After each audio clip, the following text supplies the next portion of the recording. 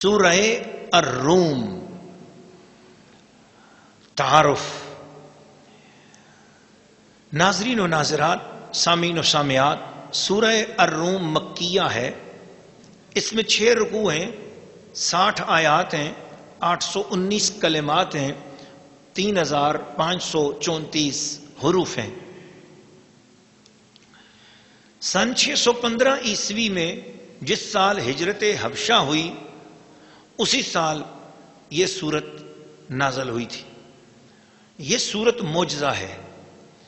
اسے پڑھ کر اس زمانے میں بھی سینکڑوں لوگ مسلمان ہوئے، اور آج تک غیر متعصب کافر، غیر متعصب یہودی، غیر متعصب عیسائی، غیر متعصب مستشرقین، غیر متعصب کوئی بھی کافر ہوں، وہ جب بھی سورہ روم کو پڑھتے ہیں وہ کلمہ پڑھ کر اسلام میں داخل ہو جاتے ہیں۔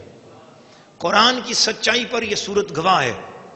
بڑے بڑے سائنسدان اور بڑے بڑے وہ لوگ جو یہ کہتے تھے کہ قرآن حضور نے اپنے گھر سے بنا لیا، قرآن حضور کا کلام ہے، یا وہ الزاماً یہ بات کرتے تھے کہ حضور بھی عربی ہیں، قرآن بھی عربی ہے، تو حضور صلی اللہ علیہ وسلم نے اپنے آپ سے قرآن بنا لیا ہوگا۔ تو جب وہ سورہ روم کو پڑھتے ہیں تو ان کے اندر کے سارے شکوک دور ہو جاتے ہیں، اور وہ یہ یقین کر لیتے ہیں کہ ہاں اتنی سچی بات حضور صلی اللہ علیہ وسلم اگر بشر ہیں تو خود نہیں کر سکتے ہیں۔ یہ اتنی زبردست بات جو ہوئی ہے یہ اللہ ہی کی طرف سے ہوئی ہے، اور بے شک قرآن بھی سچا ہے۔ جب قرآن سچا ہے تو اس کو لانے والا محمد مصطفیٰ بھی سچا ہے۔ جب قرآن اور مصطفیٰ سچے ہیں تو پھر ان کا دین اور مذہب بھی سچا ہے۔ تو یہ وہ چیز ہے کہ جو بڑے بڑے کافر بھی اس سورت کو پڑھ کر مسلمان ہوئے۔ اور میرے پاس وقت نہیں ہے، ورنہ میں نے دنیا کی لائبریریوں میں یا جن کتابوں میں اس سورت کے حوالے سے بہت ساری باتیں پڑھی ہیں، تو وہ میں اگر بیان کرنے لگ جاؤں تو مجھے 2-3 گھنٹے تو صرف اس سورہ روم کے تعارف کرانے میں لگ جائیں۔ اس لیے میں صرف اسی بات پر آپ کی خدمت میں گزارش کرتا ہوں کہ اب آپ اس کے ترجمے کو غور سے سنیے گا، اور اس کے شان نزول کو سنیے گا، اور اس کے حوالے سے آپ اپنی پوری دلوں کے حضوری کے ساتھ اس سورت کو سنیں کہ یہ وہ کون سی سورت ہے کہ جس نے غیر مسلموں کو بھی اسلام لانے پر مجبور کر دیا، اور اس کے الفاظ کے اندر کیا کشش ہے اور اس کے معانی کے اندر کتنی گہرائی ہے۔ دراصل ہم چونکہ اجمی لوگ ہیں، عربی زبان ہماری اپنی زبان نہ ہونے کی وجہ سے ہمیں قرآن مجید سمجھنے میں تھوڑی سی دقت ہوتی ہے، لیکن اس کے ترجمے پر بھی اگر آپ غور کریں تو انشاءاللہ العزیز وہ جو کمال شان عربی کا ہے وہ تو شاید ہمیں اس تک تو رسائی نہ ہو تو کم از کم کچھ نہ کچھ اشارہ، کچھ نہ کچھ اس کا فیض بچا کھچا ہمیں انشاءاللہ ضرور نصیب ہو جائے گا۔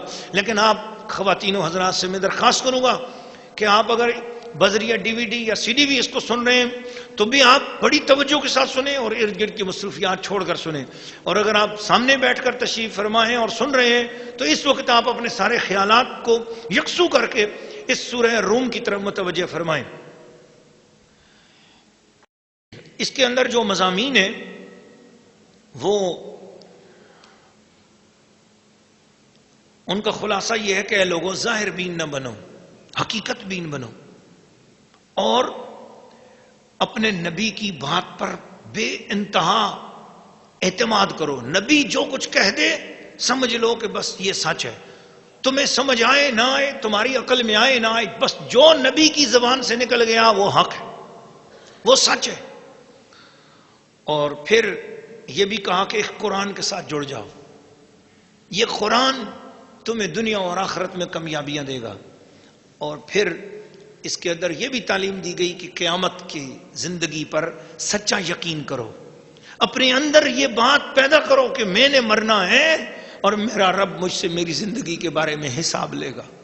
ہر روز رات کے وقت سوچا کرو، لیٹتے ہوئے سوتے ہوئے، کہ میں اس رب کا کس طرح شکر ادا کروں جس نے یہ دن عطا کیا پورا۔ اس پورے دن کو گزار کر اب میں لیٹنے والا ہوں، کیا پتا نیند میں ہی میری روح قبض ہو جائے، تو لیٹتے ہوئے کہا کرو کہ میرے مولا مجھے معاف کر دے، مجھ سے جو بھی زندگی میں دل میں اے اللہ میں جو بھی زندگی میں اور اس آج کے روز میں آج کے دن میں مجھ سے جو غلطیاں خطائیں ہوئی ہیں وہ بھی معاف کر، پچھلی خطائیں بھی معاف کر، میں نے بھی میرے ذمہ بھی جن جن کے حقوق ہیں میں نے بھی ان کو معاف کیا۔ اے اللہ اگر دوران نیند تو مجھے وفات دے دے تو اے اللہ مسلمان کی حالت میں اٹھانا اور مجھے رسول پاک صلی اللہ علیہ وسلم کی شفاعت عطا کرنا۔ تو آخرت پر اس طرح کا سچا یقین لے کر رات کو سویا کرو، صبح اٹھا کرو تو یوں کہا کرو اللہ تیرا شکر ہے تو نے ایک اور زندگی کا دن عطا کر دیا ہے، تو اس میں مجھے توبہ نصیب فرما، گناہوں سے بچا، کوئی نیک کام کرنے کی توفیق عطا فرما۔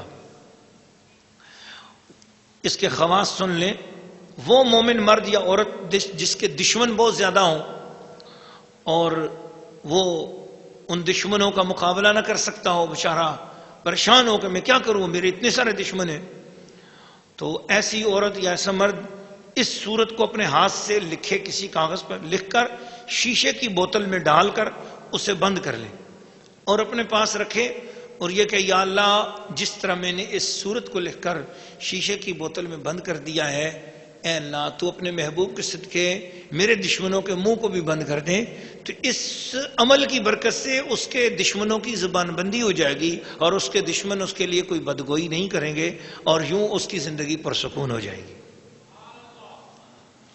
سورہ الروم رکوع نمبر 1 تلاوت۔ بسم اللہ الرحمن الرحیم، اللہ کے نام سے شروع جو نہایت مہربان رحم والا۔ الف لام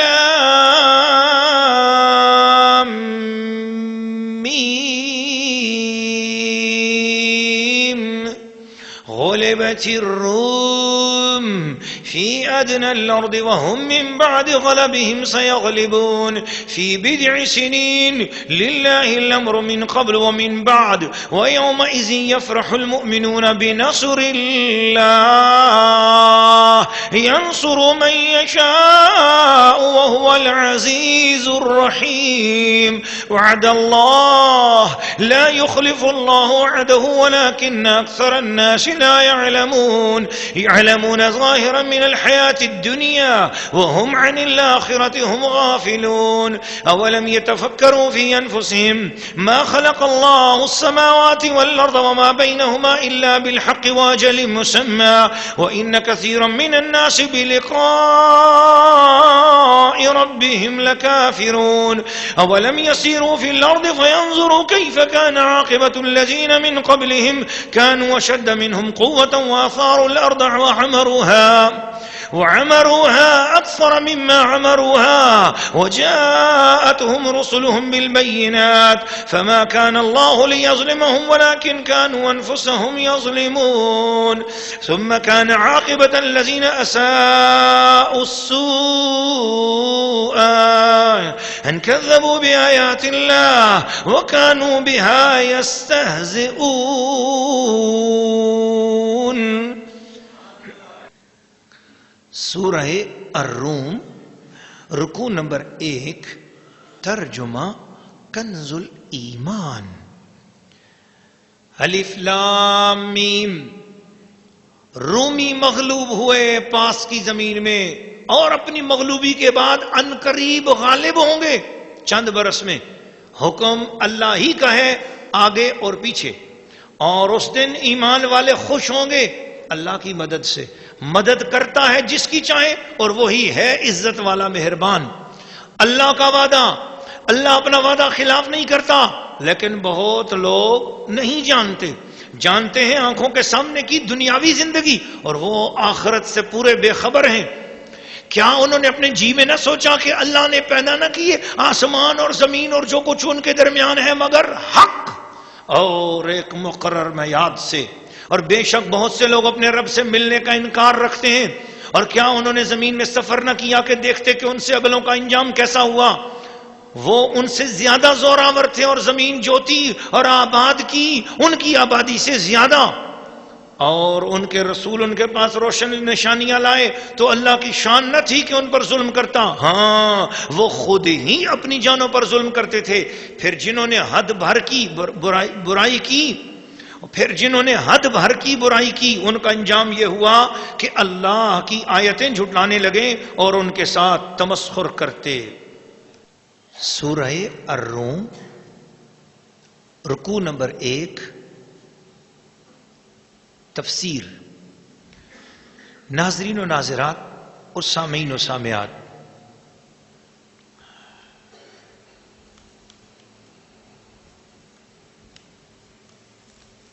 فارس اور روم کے درمیان جنگ تھی، اور فارس والے مجوسی تھے اور روم والے عیسائی اہل کتاب تھے. بس یہ دو باتیں بڑی توجہ کے ساتھ سننے والی ہیں، اور تفسیر مختصر ہے. فارس اور روم میں لڑائی ہوئی. فارس آج کل موجودہ ایران اور روم کے درمیان لڑائی ہوئی. روم والے جو لوگ تھے یہ عیسائی اہل کتاب تھے. مسلمانوں کی دل کی ہمدردیاں زیادہ تر ان کے ساتھ تھیں، اور ایران والے لوگ چونکہ مشرک تھے، آتش پرست تھے، مجوسی تھے، ان کی لڑائی ان کے ساتھ ہوئی. تو مکہ والے جو کافر اور مشرک تھے ان کی ہمدردیاں فارس والوں، ایران والوں کے ساتھ تھیں. ان کی آپس میں لڑائی ہوئی. مسلمانوں کا دل چاہ رہا تھا، لڑائی کی اطلاع آئی کہ دو ملک آپس میں لڑ رہے ہیں. مسلمانوں کا دل چاہتا تھا کہ وہ روم والے جیت جائیں. جیسے بھی ہیں تو کتاب والے، عیسائی ہیں مگر ہیں تو اہل کتاب، مشرک تو نہیں ہے نا، کافر تو نہیں ہے نا، اللہ کو مانتے ہیں، اہل کتاب ہیں، تو وہ جیت جائیں. مکے والوں کی تمنا یہ تھی کہ یہ فارس والے، ایران والے جیت جائیں. اچھا ہوا کیا؟ ہوا یہ کہ ایران والے جیت گئے اور وہ اہل کتاب ہار گئے. اس ہارنے پر جو مکہ کے کافر تھے انہوں نے مسلمانوں کو بلایا اور بلا کر کہا، یہ بڑی اتھینٹک بات ہے تاریخ کی. تو مسلمانوں کو بلایا اور بلا کر کہا کہ سنو، ایران والے مشرک کافر تھے اور روم والے اہل کتاب تھے. ان کی آپس میں لڑائی ہوئی ہے تو روم والے ہار گئے ہیں، کافر جیت گئے ہیں. کل کو مسلمانوں تمہاری اور ہمارے درمیان لڑائی ہوگی نا، تم بھی قرآن والے ہو، تم بھی اہل کتاب ہو، تم بھی ہار جاؤ گے اور ہم جیت جائیں گے. یہ بات مسلمانوں کو ناگوار ہوئی اور کافروں نے ہر جگہ، ہر چوک میں، ہر گلی میں، ہر جگہ بیٹھ کر یہ تانے جب دیے تو ان تانوں پر، ان باتوں پر اللہ پاک نے یہ سورہ روم نازل فرمائی. جب یہ سورہ روم نازل فرمائی، آپ بہت توجہ کے ساتھ سنیے گا. اس سورہ روم میں اللہ تعالیٰ نے ارشاد فرما دیا کہ رومی مغلوب تو ہو گئے ہیں فی ادنی الارض، تھوڑی سی زمین میں، لیکن کچھ ہی دنوں کے بعد، چند سالوں میں، فی بضع سنین، چند سالوں میں، سیغلبون فی بضع سنین، چند سالوں میں روم والے دوبارہ غالب ہو جائیں گے ایران والوں پر. یہ بہت بڑا چیلنج تھا.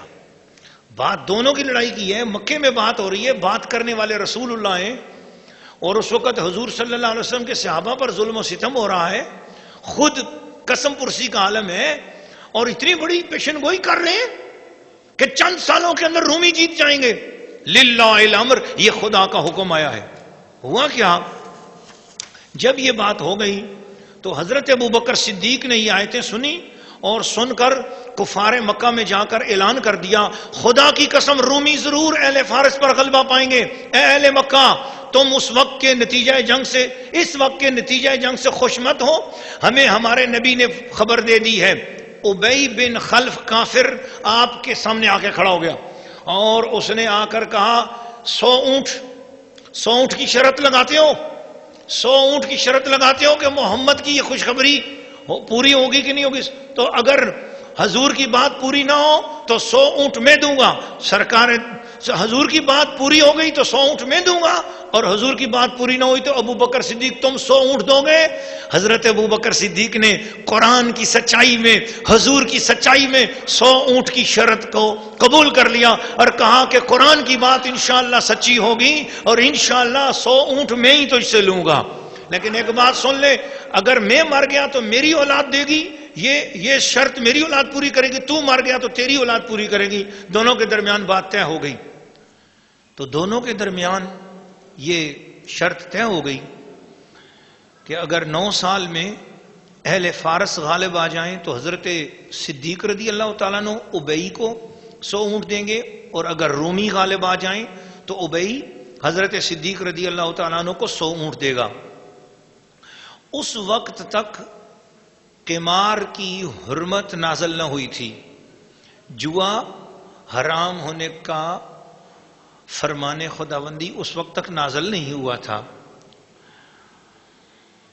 اور اس سے ایک اور مسئلہ بھی ثابت ہوتا ہے، اور وہ حضرت امام اعظم ابو حنیفہ اور حضرت امام محمد رحمۃ اللہ علیہ نے وہ مسئلہ ثابت کیا، اور فرماتے ہیں کہ ان کے نزدیک حربی کفار کے ساتھ عقود فاسدہ، ربا وغیرہ جائز ہیں۔ وہ کافر جو مسلمانوں کے ساتھ جنگ میں ہو تو جنگ کرنے والے کافر کے ساتھ سودی کاروبار کرنا یا عقود فاسدہ، شرط، جوا، یہ سب چیزیں جائز ہیں۔ وجہ یہ ہے کہ اس کے ساتھ اگر سود بھی ہوگا تو اس سے جو آئے گا وہ مسلمان کے حق میں غنیمت ہوگا، وہ سود نہیں کہلایا جائے گا۔ تو اسی سے آج کے جدید دور میں بعض فقہائے کرام نے، میں نے افریقہ میں ایک انڈیا سے آئے ہوئے ایک بہت بڑے عظیم الشان عالم دین سے یہ مسئلہ بھی سنا، غالباً ان کا نام حضرت قبلہ مفتی مطیع الرحمن رضوی ہے، کہ انہوں نے یہ مسئلہ بھی ثابت کیا اور اسی سے بتایا کہ غیر مسلم کے بینک میں، ایسا غیر مسلم بینک جس کے اندر کسی مسلمان کا اس کی ملکیت میں شیئر نہ ہو، شیئر حصہ نہ ہو، تو اس بینک میں اگر مسلمان رقم رکھوائے، اس سے جو ماہانہ پرافٹ آئے گا، اور وہ اگرچہ وہ لوگ اسے انٹرسٹ یا سود کہیں گے، لیکن وہ اس مسئلے کے تحت مسلمان کے حق میں سود نہیں ہوگا بلکہ وہ غنیمت ہوگا، مگر اس میں شرط یہ ہے کہ کسی مسلمان کی عزت پہ بھی حرف نہ آتا ہو اور اسلام پہ بھی کی عزت پہ حرف نہ آتا ہو، اس صورت میں وہ رقم اس کے لیے جائز بھی ہوگی اور حلال ہوگی۔ تو ان کی دلیل بھی یہی واقعہ ہے۔ القصہ 7 سال کے بعد اس خبر کا صدق ظاہر ہوا، جنگ حدیبیہ یا بدر کا دن تھا، تو رومی اہل فارس پر غالب آ گئے، اور رومیوں نے مدائن کے اندر اپنے گھوڑے باندھے، اور عراق میں رومیہ نامی ایک شہر کی بنیاد بھی رکھی۔ تو اور رومی وہ لوگ ہیں جو اہل کتاب عیسائی تھے، وہ جیت گئے اور اہل فارس ہار گئے۔ رسول پاک صلی اللہ علیہ وسلم نے 7 سال پہلے یہ سورہ روم نازل ہوئی تھی، یہ آیات بتائی تھی کہ ان قریب مسلمانوں کو، ان قریب روم والوں کو فتح ہوگی۔ یہ بات حضور صلی اللہ علیہ وسلم نے 7 سال پہلے فرمائی، کوئی آثار اس بات کے نہیں تھے کہ دوبارہ کس طرح فتح ہوگی، لیکن ٹھیک 7 سال بعد، بدء سنین، چند سال کا قرآن نے کہا، اور چند سال پر 9 سالوں کا اطلاق ہوتا ہے، اور ٹھیک 7ویں سال اللہ کریم نے رومیوں کو فتح دے دی، اور حضرت ابوبکر صدیق نے شرط کے اونٹ ابئی کی اولاد سے وصول کر لیے، کیونکہ اس درمیان میں وہ مر چکا تھا۔ سید عالم صلی اللہ علیہ وسلم نے حضرت صدیق اکبر کو حکم دیا کہ شرط کے مال کو صدقہ کر دیں، اور یہ غیبی خبر حضور صلی اللہ علیہ وسلم کی صحت نبوت اور قرآن کریم کے کلام الہی ہونے کی روشن دلیل ہے۔ یہ بات تفسیر خازن اور تفسیر مدارک کے حوالے سے صدر الافاضل رضی اللہ تعالیٰ نے ارشاد فرمائی۔ میری اس ساری گفتگو کا خلاصہ کیا ہے؟ ہوا کیا تھا کہ یہ سورہ روم نازل ہوئی، اور اللہ پاک رومیوں کو فتح دے رہا ہے ایرانیوں پر۔ اس ساری فتح میں مقصد کیا ہے؟ اللہ تعالیٰ فرماتا ہے وَيَوْمَئِذٍ يَفْرَحُ الْمُؤْمِنُونَ، بس چونکہ مکے کے مسلمانوں کا دل چاہ رہا تھا، میرے محبوب کے غلاموں کا دل یہ چاہ رہا تھا، میرے صدیق کا دل چاہ رہا تھا کہ رومی جیت جائیں، اور جس دن رومی ہار گئے تھے اور مسلمانوں کو اس دن دل تنگ ہوا تھا، میں نے یہ سارا کچھ دوبارہ منظر اس لیے قائم کیا ہے وَيَوْمَئِذٍ يَفْرَحُ الْمُؤْمِنُونَ کہ میرے ایمان والے لوگ اس دن خوش ہو جائیں گے۔ حضور کے غلاموں کی خوشی کی خاطر یہ سارا کچھ کیا گیا۔ دوبارہ وہی جنگ ہوئی، دوبارہ سب کچھ ہوا، وہ سارے کام کرنے والی ذات اللہ کی ہے۔ فرمایا وَيَوْمَئِذٍ يَفْرَحُ الْمُؤْمِنُونَ، یہ صرف فتح اس مقصد کی خاطر کی گئی ہے، بے نصر اللہ، اللہ کی مدد اس میں شامل حال ہوئی، اور یہ سارا کچھ اس لیے کیا گیا کہ بس یہ اطلاع آئے گی کہ رومی جیت گئے ہیں اور حضور کے غلاموں کا دل خوش ہو جائے گا۔ جو رب اپنے محبوب کے غلاموں کی خوشی کے لیے اتنا کچھ کرتا ہے، بھلا سوچو وہ اپنے محبوب کی خوشی کے لیے کیا کچھ کرواتا ہوگا۔